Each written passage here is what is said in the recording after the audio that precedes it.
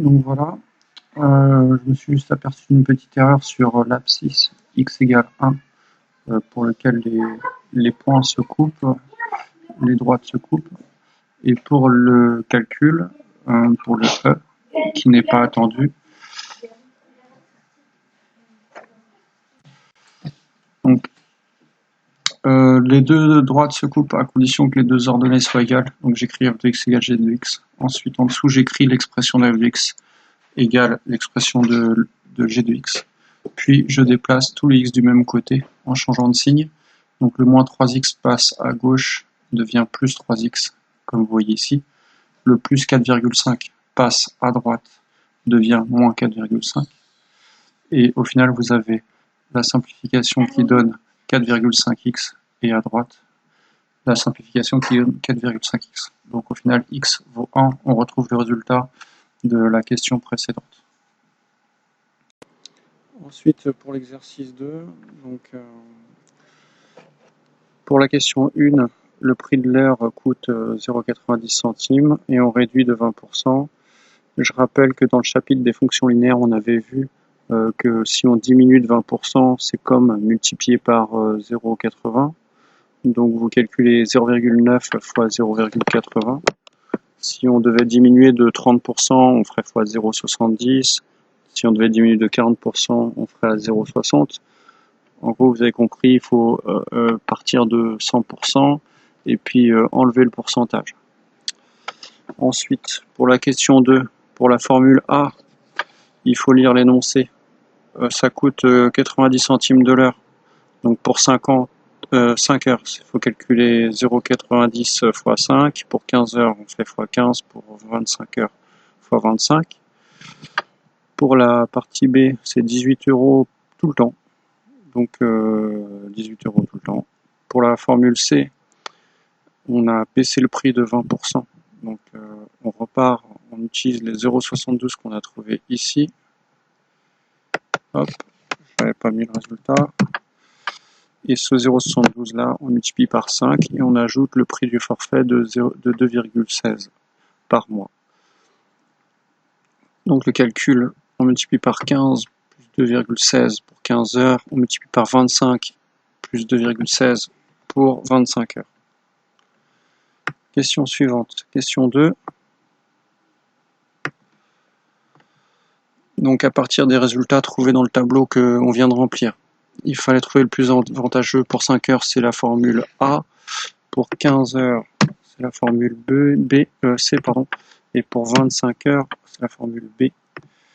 Exprimée en fonction de x, le nombre d'heures. Donc en fait, il faut avoir une expression avec des x dedans. Pour la formule A, souvenez-vous, c'est 90 centimes de l'heure. C'est 0,9 fois le nombre d'heures qui s'appelle x, 0,9x. Pour B, 18. Et pour C, 0,72x plus 2,16. On passe à la représentation graphique. Je vais le faire à nouveau avec GeoGebra. Et les unités ne seront pas forcément respectées. 0,5 pour une unité d'abscisse et 1 cm pour 10 unités en ordonnée. Ça ne sera pas respecté, je pense. Voilà.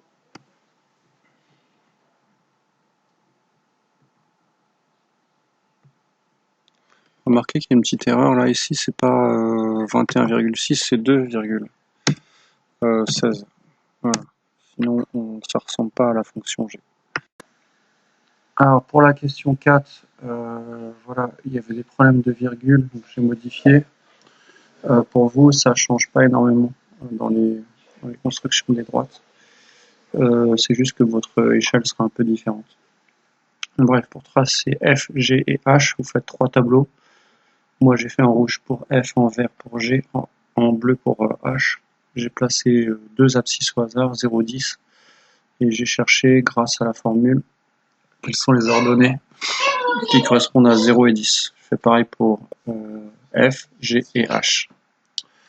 Ça m'a donné, du coup, ces points-là, 2 points rouges.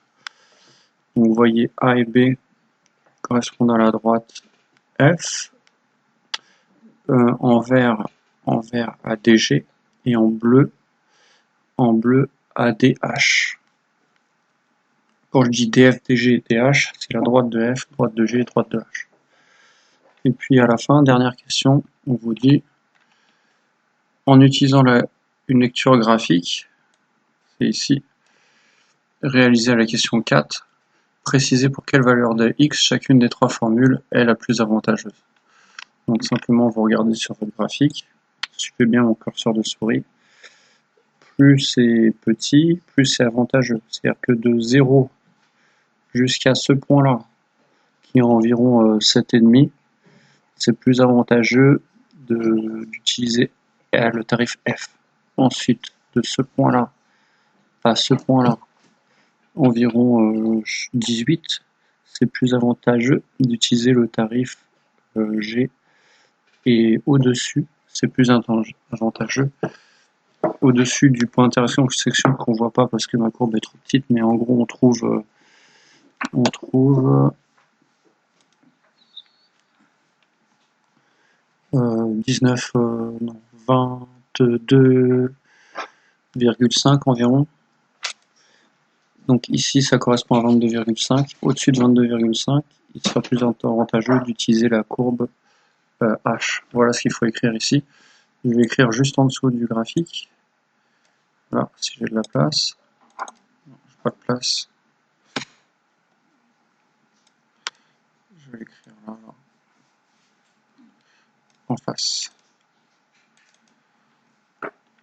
Si j'arrive.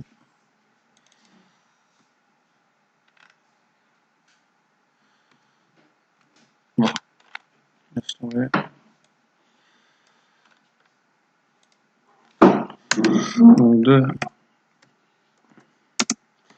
0 à, on avait dit 7,5.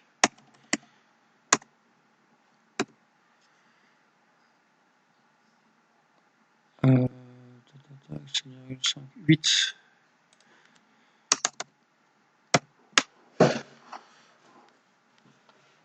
Heures. Il n'est plus la formule A, B, C, là, A est plus avantageuse. De 8 à 22,5.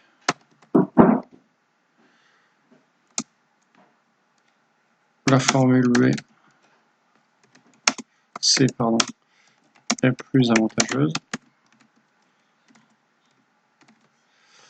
Et au-dessus de 22,5, la formule B est plus avantageuse.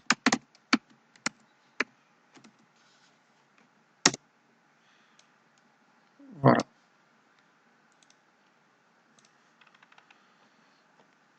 L'exercice 3, je vais vous le donner directement en vidéo, juste le résultat. Là, c'est le même principe en fait que l'exercice 2. Voilà.